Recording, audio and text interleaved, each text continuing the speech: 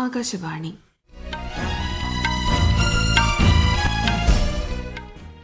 നമസ്കാരം. വാർത്തകൾ വായിക്കുന്നത് ലക്ഷ്മി ശ്രീ വിജയ.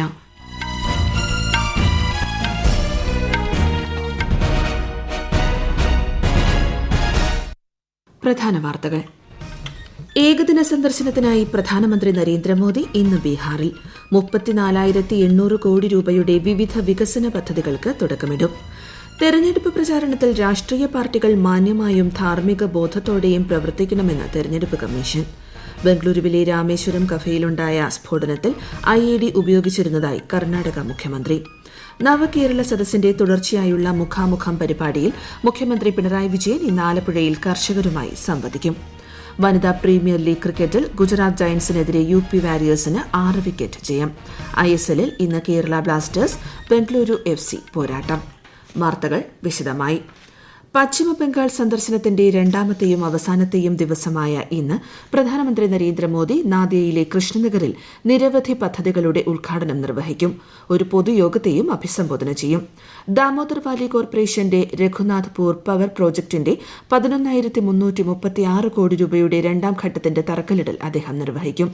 654 കോടി രൂപയുടെ പദ്ധതിയായ മെജിയ തെർമൽ പവർ സ്റ്റേഷന്റെ ഫ്ലൂ ഗ്യാസ് ഡീസൾഫറൈസേഷനും 1,986 കോടി രൂപയുടെ NH-34ന്റെ 103 കിലോമീറ്റർ ദൂരമുള്ള ഫറോക്ക് റായ്ഗഞ്ച് 4-വരി പാതയുടെയും ഉദ്ഘാടനവും അദ്ദേഹം നിർവഹിക്കും. ഒരു ദിവസത്തെ സന്ദർശനത്തിനായി പ്രധാനമന്ത്രി നരേന്ദ്രമോദി ഇന്ന് ബീഹാറിലെത്തും. ഔറംഗാബാദിലും ബെഗുസാരായിലും സംഘടിപ്പിക്കുന്ന ചടങ്ങുകളിൽ സംസ്ഥാനത്ത് 34,800 കോടി രൂപയിലധികം ചെലവിൽ നടപ്പാക്കുന്ന ഒന്നിലധികം വികസന പദ്ധതികളുടെ ഉദ്ഘാടനവും തറക്കല്ലിടലും നിർവഹിക്കും. രാജ്യത്തുടനീളം 1.48 ലക്ഷം കോടി രൂപയുടെ എണ്ണ വാതക മേഖലാ പദ്ധതികളുടെ ഉദ്ഘാടനവും പ്രധാനമന്ത്രി നിർവഹിക്കും. 2 പൊതുയോഗങ്ങളിലും ശ്രീ മോദി സംസാരിക്കും. ബീഹാറിൽ അടുത്തിടെ NDA സർക്കാർ രൂപീകരിച്ചതിനു ശേഷം ഇതാദ്യമായാണ് പ്രധാനമന്ത്രി ബീഹാറിലെത്തുന്നത്. അർബൻ സഹകരണ ബാങ്കുകളുടെ സംഘടനയായ national urban co operative finance and development corporation limited ഇന്ന് കേന്ദ്രമന്ത്രി അമിത്ഷാ ന്യൂഡൽഹിയിൽ ഉദ്ഘാടനം ചെയ്യും.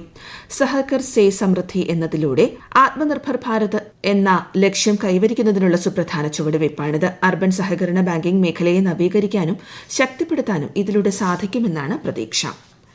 അമൃത്കാലിൽ രാഷ്ട്രനിർമ്മാണത്തിനായി ഉദ്യോഗസ്ഥർ തങ്ങളുടെ കർത്തവ്യങ്ങൾ അർപ്പണബോധത്തോടെ നിർവഹിക്കണമെന്ന് കേന്ദ്ര ധനമന്ത്രി നിർമ്മല സീതാരാമൻ. ന്യൂഡൽഹിയിൽ ഇന്നലെ 1000 കോടിയിലധികം രൂപയുടെ 7 അടിസ്ഥാന സൌകര്യ വികസന പദ്ധതികൾ ഓൺലൈനായി ഉദ്ഘാടനം ചെയ്യുകയായിരുന്നു കേന്ദ്രമന്ത്രി. ആദായനികുതി വകുപ്പ് ഉദ്യോഗസ്ഥർക്കായി ഹരിയാനയിലെയും ഗുരുഗ്രാമിലെയും ദ്വാരകയിലെയും കെട്ടിട സമുച്ചയങ്ങളുടെ ഉദ്ഘാടനം ധനമന്ത്രി നിർവഹിച്ചു.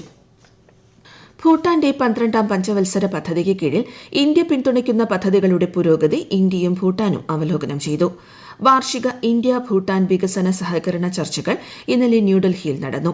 ചർച്ചയ്ക്കിടെ കോവിഡ് മഹാമാരി സമയത്ത് നൽകിയ പിന്തുണയ്ക്കും സഹകരണത്തിനും ഭൂട്ടാൻ ഇന്ത്യൻ സർക്കാരിനെയും ജനങ്ങളെയും അഭിനന്ദിച്ചു.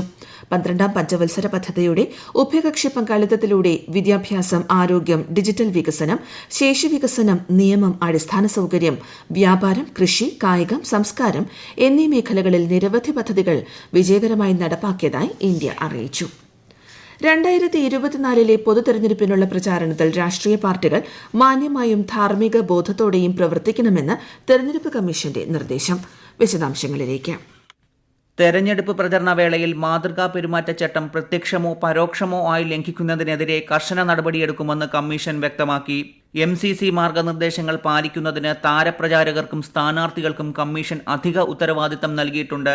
താരപ്രചാരകരുടെയും സ്ഥാനാർത്ഥികളുടെയും നിയമലംഘനങ്ങൾ കർശനമായി നിരീക്ഷിക്കുമെന്ന് ECI അറിയിച്ചു. അഭിപ്രായ സ്വാതന്ത്ര്യത്തിന്റെ പ്രാധാന്യം അംഗീകരിച്ചുകൊണ്ട് സാമൂഹിക മാധ്യമങ്ങളിലെ പെരുമാറ്റവും ഇടപെടലും എത്തരത്തിലാകണമെന്നുള്ള നിർദ്ദേശങ്ങളും കമ്മീഷൻ മുന്നോട്ട് വയ്ക്കുന്നുണ്ട്. തെരഞ്ഞെടുപ്പ് പ്രചാരണ വേളയിൽ രാഷ്ട്രീയക്കാരും അവരെ പിന്തുണയ്ക്കുന്നവരും മാന്യമായും നീതിപൂർവമായും പ്രവർത്തിക്കണമെന്നും കമ്മീഷൻ മുന്നറിയിപ്പ് നൽകി. News desk, Akashvani. കള്ളപ്പണം വെളുപ്പിക്കൽ തടയൽ നിയമത്തിന് കീഴിലുള്ള വ്യവസ്ഥകളുടെ ലംഘനത്തെ തുടർന്ന് പേടിഎം പേയ്മെന്റ് ബാങ്ക് ലിമിറ്റഡിന് ഫിനാൻഷ്യൽ ഇന്റലിജൻസ് യൂണിറ്റ് ഇന്ത്യ 5,49,00,000 രൂപ പിഴ ചുമത്തി. നിരവധി നിയമവിരുദ്ധ പ്രവർത്തനങ്ങളിൽ ഏർപ്പെട്ടിരിക്കുന്ന ഏതാനും സ്ഥാപനങ്ങളെയും അവരുടെ ബിസിനസ്സുകളുടെ ശൃംഖലയെയും സംബന്ധിച്ച് പ്രത്യേക വിവരങ്ങൾ ലഭിച്ചതിനെ തുടർന്നാണ് നടപടിയെന്ന് ധനമന്ത്രാലയം പ്രസ്താവനയിൽ പറഞ്ഞു. ഓൺലൈൻ ചൂതാട്ടം ഉൾപ്പെടെയുള്ള നിയമവിരുദ്ധ പ്രവർത്തനങ്ങൾ ഇതിൽ ഉൾപ്പെടുന്നു. നേരത്തെ നിയമലംഘനങ്ങൾക്ക് പേടിഎമ്മിന് ഫിനാൻഷ്യൽ ഇന്റലിജൻസ് യൂണിറ്റ് ഇന്ത്യ കാരണം കാണിക്കൽ നോട്ടീസ് നൽകിയിരുന്നു. ബംഗളൂരുവിലെ രാമേശ്വരം കഫയിലുണ്ടായ സ്ഫോടനത്തിൽ IED ഉപയോഗിച്ചിരുന്നതായി കർണാടക മുഖ്യമന്ത്രി സിദ്ധരാമയ്യ സ്ഥിരീകരിച്ചു. ഉച്ചയ്ക്ക് 1 മണിയോടെ ഒരാൾ റെസ്റ്റോറന്റിന്റെ ക്യാഷ് കൌണ്ടറിന് സമീപം വെച്ച IED അടങ്ങിയ ബാങ്ക് പൊട്ടിത്തെറിച്ചാണ് 9 പേർക്ക് പരിക്കേറ്റതെന്ന് മൈസൂരിൽ മാധ്യമപ്രവർത്തകരെ അഭിസംബോധന ചെയ്യവേ അദ്ദേഹം പറഞ്ഞു. സ്ഫോടനം നടന്ന സ്ഥലത്തെ CCTV ദൃശ്യങ്ങളും മറ്റ് തെളിവുകളും പരിശോധിച്ചു വരികയാണെന്നും അദ്ദേഹം അറിയിച്ചു. ആയുഷ്മാൻ ഭാരത് പ്രധാനമന്ത്രി ജൻ ആരോഗ്യ യോജനയ്ക്ക് കീഴിൽ 5 കോടി ആയുഷ്മാൻ കാർഡുകൾ വിതരണം ചെയ്യുന്ന രാജ്യത്തെ ആദ്യ സംസ്ഥാനമായി ഉത്തർപ്രദേശ്. സംസ്ഥാനം 5 കോടിയിലധികം ആയുഷ്മാൻ കാർഡുകൾ വിതരണം ചെയ്യുകയും 7,43,00,000-ലധികം പേർക്ക് ഇതിന്റെ പ്രയോജനം ലഭിച്ചതായും സർക്കാർ വാർത്താക്കുറിപ്പിൽ അറിയിച്ചു. ചുരാചന്ദ്പൂർ സംഭവവുമായി ബന്ധപ്പെട്ട് 8 FIRകൾ രജിസ്റ്റർ ചെയ്തിട്ടുണ്ടെന്നും 20 പ്രതികളെ തിരിച്ചറിഞ്ഞിട്ടുണ്ടെന്നും മണിപ്പൂർ മുഖ്യമന്ത്രി N ബീരേൻ സിംഗ് ഇന്നലെ സഭയെ അറിയിച്ചു. കഴിഞ്ഞ മാസം 16-ന് ചുരാചന്ദ്പൂർ ജില്ലയിലെ പോലീസ് സൂപ്രണ്ട് ഓഫീസും മിനി സെക്രട്ടേറിയറ്റും പ്രതിഷേധക്കാർ തകർത്തിരുന്നു. അക്രമത്തിൽ 20ഓളം സർക്കാർ വാഹനങ്ങൾ കത്തിനശിച്ചു. മുൻ ഉൾഫ തീവ്രവാദികൾക്കുള്ള ധനസഹായം അസം മുഖ്യമന്ത്രി ഹിമന്ത ബിശ്വ ശർമ്മ ഗുവാഹത്തിയിൽ ഇന്ന് വിതരണം ചെയ്യും. 900-ലധികം മുൻ തീവ്രവാദികൾക്ക് അവരുടെ പുനരധിവാസത്തിനായി 7 ലക്ഷം രൂപ വരെ ധനസഹായം നൽകും. ഈ വാർത്തകൾ ആകാശവാണിയിൽ നിന്ന്. നാഷണൽ സ്കിൽ ട്രെയിനിംഗ് ഇൻസ്റ്റിറ്റ്യൂട്ടും നെഹ്റു യുവകേന്ദ്രവും സംയുക്തമായി സംഘടിപ്പിക്കുന്ന തൊഴിൽ മേള ഇന്ന് നടക്കും. കേന്ദ്ര സഹമന്ത്രി വി മുരളീധരൻ തിരുവനന്തപുരം കഴക്കൂട്ടത്ത് national skill training institute for വിമനിൽ മേള ഉദ്ഘാടനം ചെയ്യും. നവകേരള സദസ്സിന്റെ തുടർച്ചയായി കർഷകരും കാർഷിക അനുബന്ധ മേഖലകളിലുള്ളവരുമായി മുഖ്യമന്ത്രി പിണറായി വിജയൻ സംവദിക്കുന്ന മുഖാമുഖം ഇന്ന് ആലപ്പുഴയിൽ നടക്കും. കാമിലോഡ് കൺവെൻഷൻ സെന്ററിൽ രാവിലെ 9:30 മുതൽ ഉച്ചയ്ക്ക് 1:30 വരെയാണ് പരിപാടി. 8 മണിക്ക് രജിസ്ട്രേഷൻ നടപടികൾ ആരംഭിക്കും. കൃഷി, മൃഗസംരക്ഷണം, ക്ഷീരവികസനം തുടങ്ങിയ വകുപ്പുകളുമായി ബന്ധപ്പെട്ട വിഷയങ്ങളാണ് പരിഗണിക്കുക. കാർഷിക മേഖലയിലെ പ്രശ്നങ്ങളും സാധ്യതകളും അതുമായി ബന്ധപ്പെട്ടവരുമായി മുഖ്യമന്ത്രി ചർച്ച ചെയ്യും. അന്താരാഷ്ട്ര മാധ്യമോത്സവം കേരള മീഡിയ കോൺക്ലേവ് ഇന്ന് മുതൽ മറ്റന്നാൾ വരെ കാക്കനാട് കേരള മീഡിയ അക്കാദമി ക്യാമ്പസിൽ നടക്കും. പരിപാടി ഇന്ന് വൈകിട്ട് മുഖ്യമന്ത്രി പിണറായി വിജയൻ ഉദ്ഘാടനം ചെയ്യും.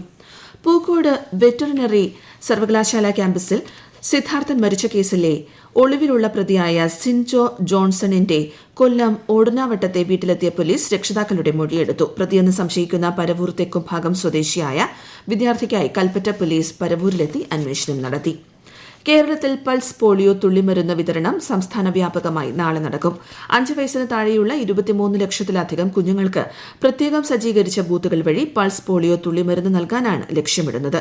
രാവിലെ 8 മണി മുതൽ വൈകിട്ട് 5 മണി വരെയാണ് പോളിയോ ബൂത്തുകൾ പ്രവർത്തിക്കുന്നത്. വനിതാ പ്രീമിയർ ലീഗ് ക്രിക്കറ്റിൽ UP വാരിയേഴ്സിന് 6 വിക്കറ്റ് ജയം. ഗുജറാത്ത് ജയന്റ്സ് ഉയർത്തിയ 142 റൺസ് വിജയലക്ഷ്യം UP 15.4 ഓവറിൽ 4 വിക്കറ്റ് നഷ്ടത്തിൽ മറികടക്കുകയായിരുന്നു. UPക്ക് വേണ്ടി 33 പന്തിൽ പുറത്താകാതെ 60 റൺസ് നേടിയ ഗ്രേസ് ഹാരിസ് കളിയിലെ താരമായി. ഇന്ന് ബാംഗ്ലൂർ ചിന്നസ്വാമി സ്റ്റേഡിയത്തിൽ നടക്കുന്ന മത്സരത്തിൽ റോയൽ ചലഞ്ചേഴ്സ് ബാംഗ്ലൂർ മുംബൈ ഇന്ത്യൻസിനെ നേരിടും. ISLൽ ഇന്ന് കേരള ബ്ലാസ്റ്റേഴ്സ് ബംഗളൂരു FC പോരാട്ടം. ബംഗളൂരു ശ്രീ കണ്ഠീരവ സ്റ്റേഡിയത്തിൽ ഇന്ന് വൈകുന്നേരം 7:30-നാണ് മത്സരം. 16 മത്സരങ്ങളിൽ 9 ജയത്തോടെ നിലവിൽ കേരള ബ്ലാസ്റ്റേഴ്സ് 5ാം സ്ഥാനത്താണ്. ഇന്ന് മറ്റൊരു മത്സരത്തിൽ പഞ്ചാബ് FC മുംബൈ സിറ്റി FCയെ നേരിടും. ഗാസയിലേക്ക് വ്യോമസേനയുടെ സഹായത്തോടെ അവശ്യ സാധനങ്ങൾ എത്തിക്കുമെന്ന് US പ്രസിഡന്റ് ജോ ബൈഡൻ അറിയിച്ചു. കഴിഞ്ഞ ദിവസം അവശ്യ സാധനങ്ങൾക്ക് വേണ്ടിയുള്ള തിക്കിനും തിരക്കിനുമിടെ നിരവധി പേർ കൊല്ലപ്പെട്ടതിനെ തുടർന്നാണ് ഈ പ്രഖ്യാപനം. വ്യാഴാഴ്ച അവശ്യ സാധനങ്ങളുമായി ഗാസ നഗരത്തിലേക്ക് പ്രവേശിച്ച ലോറികൾക്ക് ചുറ്റും തടിച്ചുകൂടിയവരിൽ 112 പലസ്തീനികൾ കൊല്ലപ്പെടുകയും 760-ലധികം പേർക്ക് പരിക്കേൽക്കുകയും ചെയ്തു. ചൈനീസ് നിർമ്മിത കാറുകളുടെ സുരക്ഷയെയും അപകട സാധ്യതകളെയും കുറിച്ച് അന്വേഷണം നടത്താൻ American president Joe Biden US വാണിജ്യ സെക്രട്ടറിയോട് ഉത്തരവിട്ടു. ഡ്രൈവർമാരെയും അവരുടെ സ്വകാര്യ വിവരങ്ങളെയും ട്രാക്ക് ചെയ്യുന്നതിന് ഇലക്ട്രിക് വാഹനങ്ങളിലും കണക്റ്റഡ് വാഹനങ്ങൾ എന്ന് വിളിക്കപ്പെടുന്ന മറ്റു വാഹനങ്ങളിലും ചൈന അത്യാധുനിക സാങ്കേതിക വിദ്യ ഉപയോഗിക്കുന്നത് തടയാൻ ലക്ഷ്യമിട്ടുള്ള പുതിയ നിയന്ത്രണങ്ങളിലേക്ക് അന്വേഷണം നയിച്ചേക്കാമെന്ന് വാഷിംഗ്ടൺ പോസ്റ്റ് റിപ്പോർട്ട് ചെയ്തു. പ്രധാന വാർത്തകൾ വീണ്ടും. ഏകദിന സന്ദർശനത്തിനായി പ്രധാനമന്ത്രി നരേന്ദ്രമോദി ഇന്ന് ബീഹാറിൽ 34,800 കോടി രൂപയുടെ വിവിധ വികസന പദ്ധതികൾക്ക് തുടക്കമിടും. തെരഞ്ഞെടുപ്പ് പ്രചാരണത്തിൽ രാഷ്ട്രീയ പാർട്ടികൾ മാന്യമായും ധാർമ്മിക ബോധത്തോടെയും പ്രവർത്തിക്കണമെന്ന് തെരഞ്ഞെടുപ്പ് കമ്മീഷൻ. ബംഗളൂരുവിലെ രാമേശ്വരം കഫേയിലുണ്ടായ സ്ഫോടനത്തിൽ IED ഉപയോഗിച്ചിരുന്നതായി കർണാടക മുഖ്യമന്ത്രി. നവകേരള സദസ്സിന്റെ തുടർച്ചയായുള്ള മുഖാമുഖം പരിപാടിയിൽ മുഖ്യമന്ത്രി പിണറായി വിജയൻ ഇന്ന് ആലപ്പുഴയിൽ കർഷകരുമായി സംവദിക്കും. വനിതാ പ്രീമിയർ ലീഗ് ക്രിക്കറ്റിൽ ഗുജറാത്ത് ജയന്റ്സിനെതിരെ UP വാരിയേഴ്സിന് 6 വിക്കറ്റ് ജയം. ISLൽ ഇന്ന് കേരള ബ്ലാസ്റ്റേഴ്സ് ബംഗളൂരു FC പോരാട്ടം. വാർത്തകൾ കഴിഞ്ഞു. അടുത്ത വാർത്താ പ്രക്ഷേപണം ഉച്ചയ്ക്ക് 12:30.